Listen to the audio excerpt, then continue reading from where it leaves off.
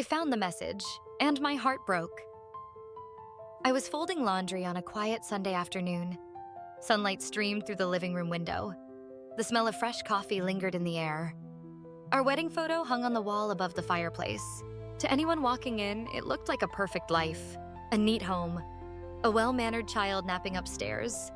A wife humming softly as she sorted clothes. A husband in the shower after a morning jog.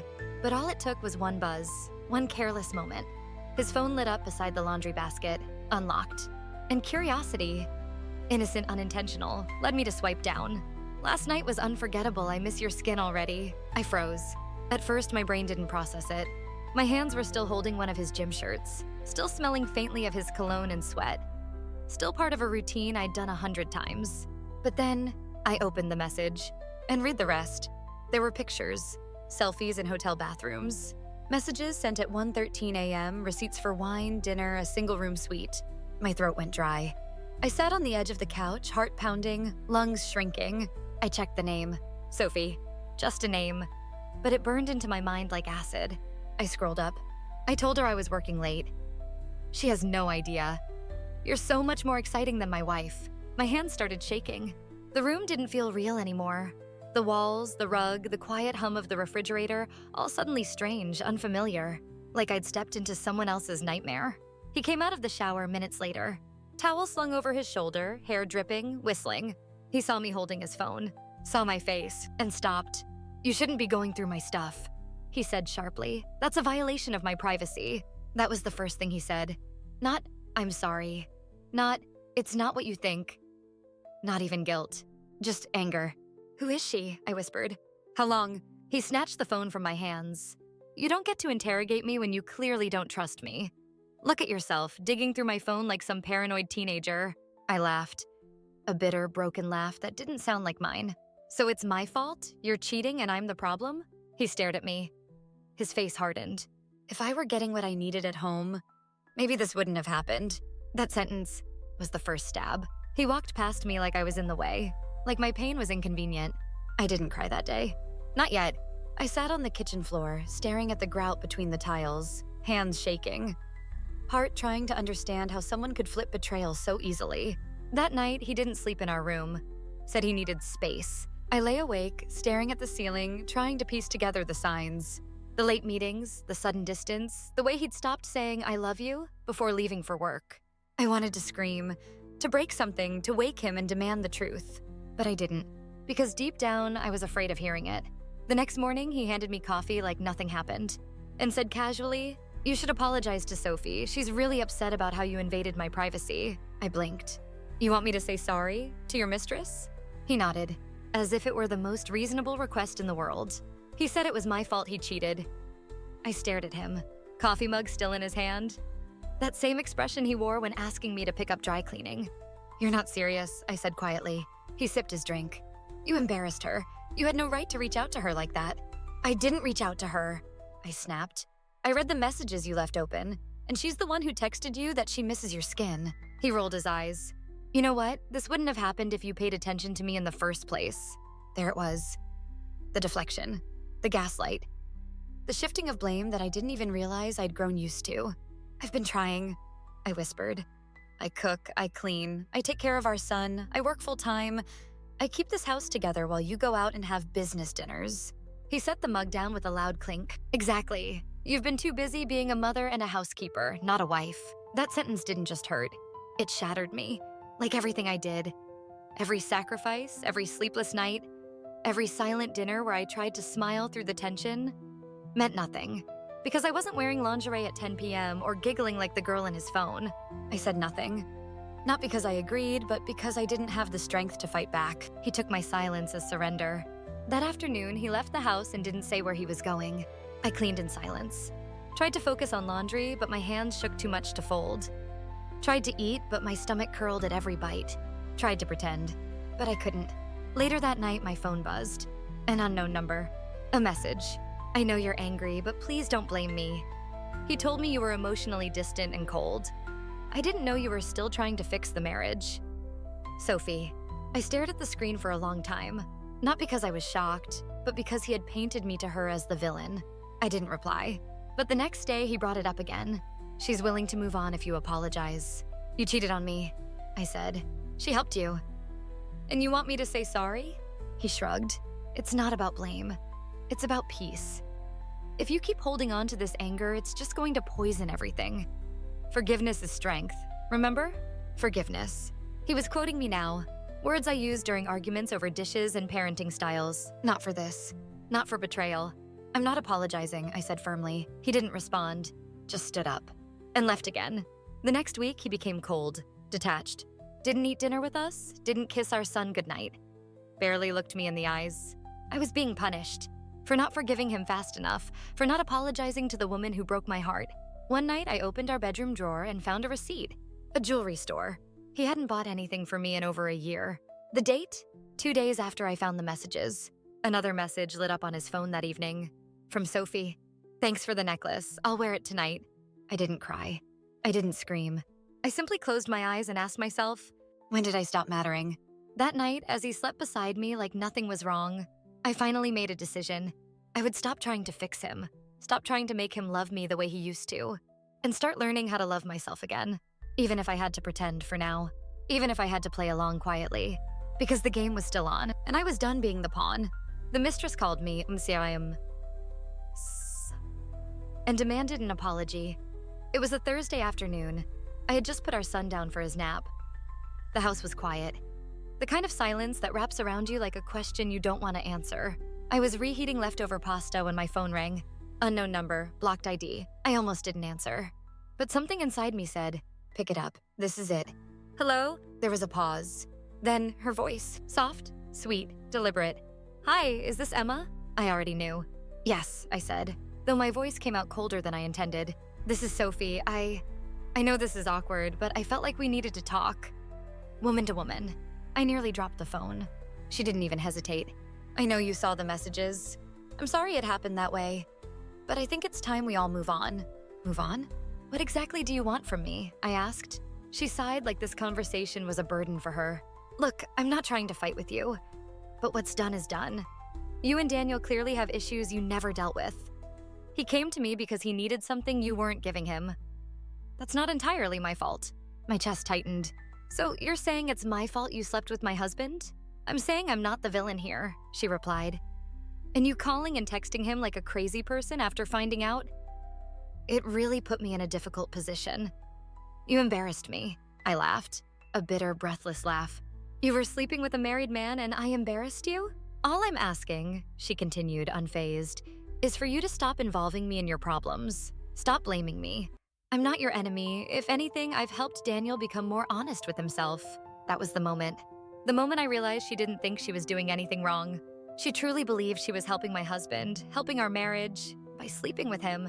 And more than that, she expected me to carry the guilt. So what exactly are you calling me for? I asked, voice low, shaking. An apology? Honestly, yes, she said. I think we both deserve closure. And I think you owe me some civility after how you handled things. My hands were trembling, but my voice was calm, ice cold. You want civility? Here's what you're going to get. I will never speak to you again. I will never acknowledge you again. You may have touched my husband, but you will never touch my dignity. I hung up, just like that. My knees buckled and I sat on the kitchen floor, not crying, not screaming, just breathing. Heavy, measured, like I had just stepped out of something I didn't know I'd been drowning in. Minutes later, Daniel walked in. Saw the phone on the table. Saw my face. Did Sophie call you? He asked, annoyed. I didn't answer. She told me she might reach out. Said she wanted to clear the air. She wanted an apology, I said. He blinked. Well, maybe you should. She's not the one who pushed me away. That was it. That was the second strike. The moment I realized he didn't care how I felt. Not even after everything. So I stood up, straightened my back, and smiled. A small, strange smile. You're right, I said. He looked surprised. Wait, I'm right? Yes, I repeated. I've been so selfish, trying to hold on to a marriage that clearly isn't mine anymore. Emma, don't worry, I said softly. You'll get your closure. That night, while he slept, I created a new email folder labeled Evidence. And for the first time in months, I didn't cry. I planned. Because if they thought I was weak, if they thought I would just forgive and forget, they were about to meet a version of me they never saw coming. He made me meet her, and I was told to forgive her. It started with an invitation I didn't ask for. He handed it to me like it was a business proposal. Sophie thinks the three of us should meet. Clear the air. Put this behind us. Put what behind us? I asked. Your affair? The betrayal? Or the fact that I'm still here and you wish I wasn't? He sighed. This negativity is exactly why we can't move forward. And just like that, I was the problem. Again. 2 days later, I found myself sitting across from her. A cafe downtown. Neutral territory, he said. But it felt like I'd walked into enemy land without armor. She wore a cream-colored blouse, perfect curls, barely their makeup that screamed effort. She smiled when she saw me, as if we were old friends reuniting. Emma, she said, reaching her hand across the table. It's really good you agreed to this. Shows a lot of maturity. I didn't take her hand. I folded mine in my lap. Let's get this over with. Daniel sat between us, awkward, impatient, looking at his watch every few minutes like he had somewhere better to be. Sophie started. Look, I didn't come into this trying to ruin your marriage. I truly believe Daniel was emotionally abandoned. He was lost, and I happened to be there. I almost laughed. You didn't ruin my marriage, I said. You were just the final crack in something he was already smashing from the inside. She blinked, but recovered quickly. I get that you're hurt, but holding on to resentment is only going to hurt you more. Daniel jumped in. Can we just focus on moving forward? What's done is done. I'm trying to rebuild this with both of you understanding the situation. Both of us? I said sharply. There is no us. There's you, there's me, and there's her. You don't get to sit here and act like we're all equals in this little triangle you created. The air got thick. People were starting to glance at us from nearby tables. But Sophie didn't care. She leaned in and said, You know, I think you're strong. Really. Most women would have lost their minds by now. But you're still here, still holding on. That's admirable. But maybe, just maybe, it's time to let go. Daniel nodded slowly. Forgiveness, Emma. That's all we're asking. You're not asking, I said coldly. You're demanding. You want me to sit here and validate your choices. You want to walk away guilt-free. You want to look in the mirror and see growth instead of destruction. I stood up. But here's the thing, I don't owe you that. Not today, not ever. Sophie looked offended. Daniel stood too. Emma, stop, please. I turned to him. You brought me here to humiliate me, to parade your new connection in front of me like I should applaud it. But I'm done playing the role of the understanding wife. People were watching now. Sophie grabbed her purse. This was a mistake, she muttered. Yes, I said, you were. I walked out of that cafe feeling like something inside me had cracked open, but not in a way that left me broken. In a way that finally let the light in. That night, Daniel didn't come home. I didn't call, didn't text, didn't care. Instead, I sat at my laptop, opened the folder labeled Evidence, and renamed it Freedom Plan. Because I'd had enough of playing nice, enough of being silenced, enough of swallowing rage to protect a man who thought betrayal deserved an apology. This time, I wasn't just walking away. I was walking toward something. Something mine. Something real. I pretended to be weak. But I started planning after the cafe incident. He stayed away for 2 nights. No calls, no explanations, just radio silence. I didn't ask, I didn't beg, I just waited. And when he returned on Sunday morning, with tired eyes and the smell of hotel shampoo still lingering on his collar, I greeted him like nothing happened. You're home, I said, smiling slightly. Do you want coffee? He blinked. You're not mad? I shook my head. I think you're right. Holding on to anger won't change anything. If we want to fix this, I have to let go. He looked relieved, almost proud of himself. Like he had finally broken me into someone easier to control. But he didn't know I wasn't letting go. I was loading every weapon in silence. I watched everything he did from that day on. Every call he took outside, every late meeting, every password change. And I wrote it down. My folder grew. Bank statements, receipts, social media screenshots. A screenshot of Sophie's Facebook post with a ring emoji captioned, "To new beginnings," posted 1 week before our anniversary. I cried quietly once. In the shower. Where he couldn't see, where I let it out like poison draining from my body. And then I wiped my face, wrapped a towel around myself, and told my reflection, you'll hurt now, but you won't be hurting forever. He started treating me better. Kind gestures, dinner at home, a necklace I didn't ask for, not out of guilt, but out of fear that I'd expose him. He could feel something shift, but he didn't know what. You've changed, he said one night as we lay in bed, in a good way. Softer, I smiled in the dark. Maybe I just finally learned my place. He kissed my forehead like I was obedient. He didn't know he had just kissed a ticking bomb. I began calling lawyers. Quietly, privately, using a friend's office phone. asking questions without using names. What does emotional abuse look like legally? What about financial manipulation? Can adultery help with custody? I learned more in 3 days than I had in 10 years of marriage. Then I got a burner phone, saved contacts under fake names, labeled my attorney as Linda T. Yoga, my best friend as Mailman. Every move I made was calculated. Every smile I gave him, rehearsed. He started confiding in me again. Sophie wants more, she's getting clingy, he said over dinner. I don't even know if she's worth the trouble anymore. I nodded sympathetically. Maybe she's not, I said. You deserve someone who understands your needs. He laughed. See, this is why I always come back to you, you get me. He thought I was melting, but I was hardening. One night I found his second phone, hidden in the sock drawer, the one I wasn't supposed to open. I didn't say a word, just took photos of every message, every video, every confession. Then I put it back exactly how I found it. I learned about secret bank transfers, payments to an account under her name, large enough for a deposit. So while I was budgeting groceries, he was funding her new life. I copied it all, organized it by date, category, and impact. Labeled one file, proof of infidelity, another, financial neglect and redirection. Each document, a nail in the coffin of the life he thought he controlled. By week 5, I had a plan, a real one.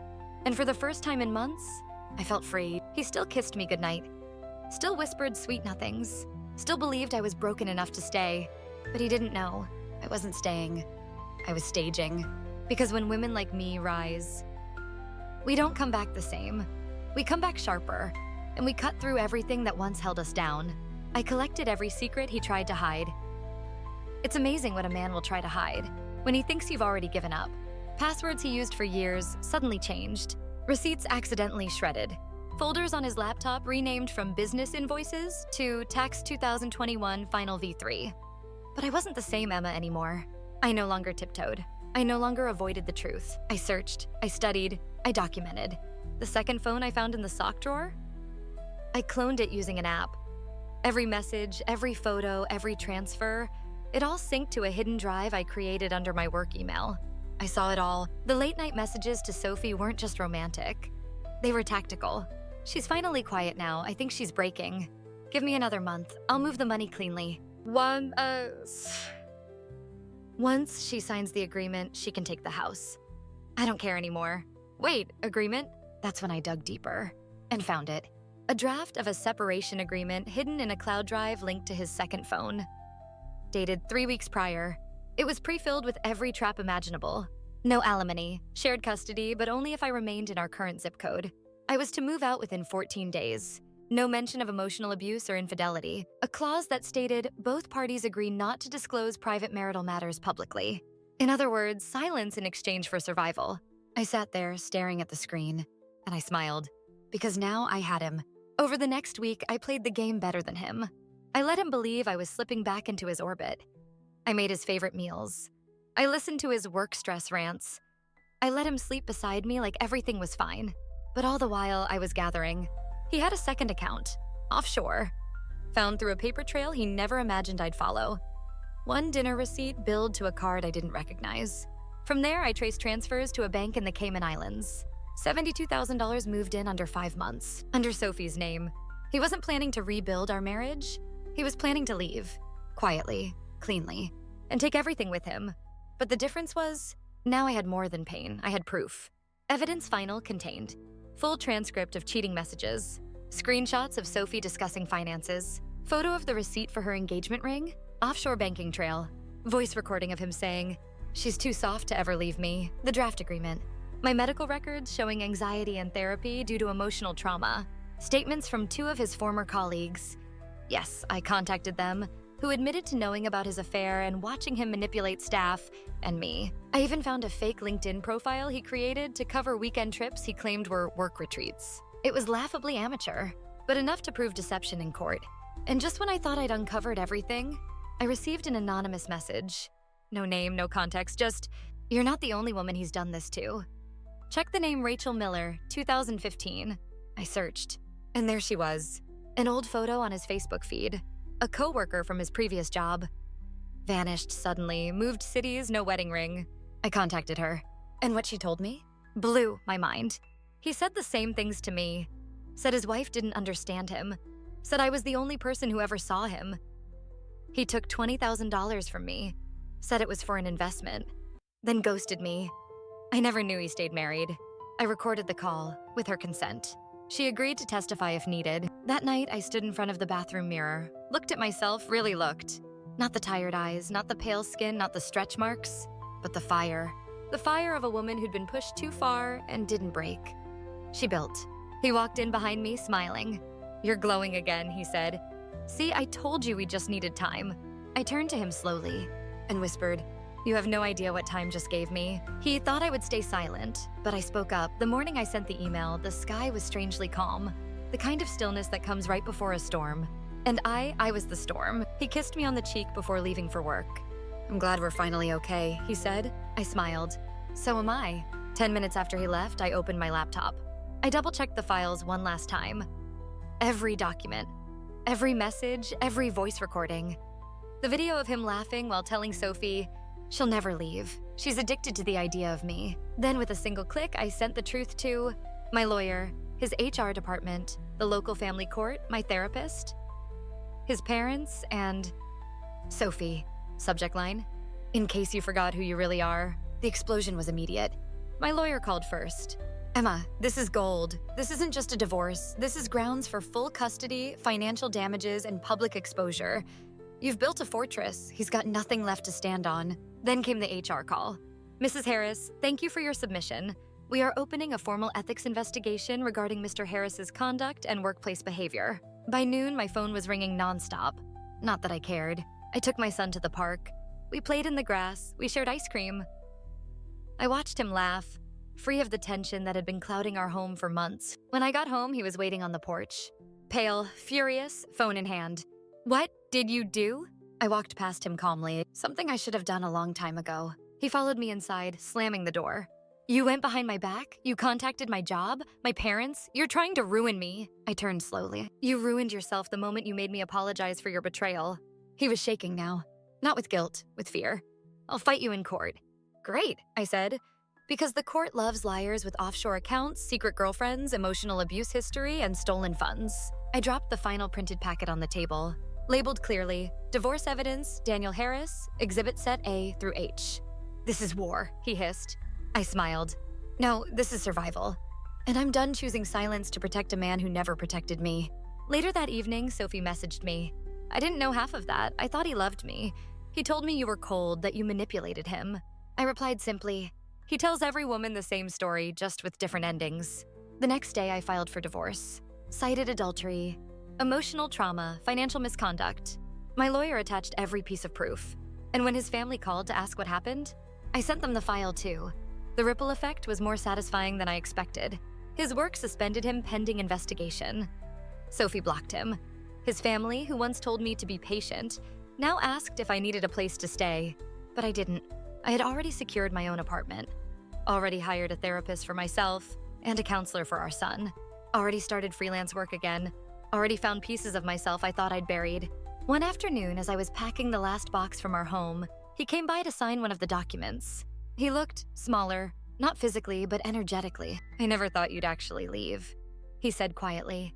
I paused, then turned to him and said, "That was your first mistake. Underestimating the woman who built everything you took for granted." The mistress left him, and so did I. 3 weeks after filing for divorce, I got the message from Sophie. Just one line. "He lied to me too." Then came another. "He told me you were bitter, manipulative, that you cheated first, that he was staying for the child. But I saw the files, I saw the truth. He's never loved anyone but himself." I stared at the screen for a moment, not with satisfaction, but with a strange, deep silence inside me, like something that used to burn had finally burned out. Sophie left him, blocked his number, packed her things, and as I later heard from someone at his office, forwarded all financial records she found on his shared laptop to her lawyer. He had betrayed her too, because that's what he did best. It was never about love, it was about control, manipulation, power, and now he had none. He showed up at my new apartment one evening, not to fight, but to beg. "Emma, please, you've made your point. I lost everything. Just let me see our son." I didn't let him in. I stood in the doorway, arms folded, heart steady. "You'll see him when the court says you can. Through a supervisor. Because that's what the judge decided. And I trust her more than I'll ever trust you." He looked broken. The charming mask, the confident swagger, all gone. I made mistakes, he whispered. You made decisions, I corrected. He tried again. We were a family. No, I cut in. I was your shelter. I was your silence. I was the woman who let you lie to her. Until she finally decided to speak. He left without another word. And this time, I didn't feel the ache I used to feel when he walked away. I felt relief. The next day, my lawyer confirmed the divorce would be finalized within the month. I would keep full custody. He would pay support. And Sophie had filed her own civil case against him for financial fraud and emotional distress. Everything he tried to hide was now exposed, and everything he thought would protect him collapsed. I donated the last wedding photo I had to a local thrift store, kept the frame, tore out the image. In its place, I put a picture of me and my son at the park. His arms around my neck, both of us laughing. No man in sight, no shadow, just light. One afternoon, I ran into one of his former coworkers at the grocery store. She gave me a hug. You look different, she said. Stronger. I smiled. I am. I started writing again. Not just in my journal, but publicly. A blog. Then articles. Then speaking invitations. My story, once something I was ashamed of, became my voice. My weapon, my healing. And one day, as I stood on a small stage, sharing the moment I found the message that broke my heart, I saw dozens of women nodding in the crowd, some crying, some clenching their fists, some whispering to each other. That was me too. She said everything I couldn't, and I realized the truth we're told to bury is often the truth that sets others free too. I didn't just leave a marriage. I left behind the silence. I left behind the guilt that was never mine. I left behind the version of me who apologized for pain she didn't cause. And I never looked back. Some people leave scars, others leave lessons. Burn and reborn stories that break you, then rebuild you.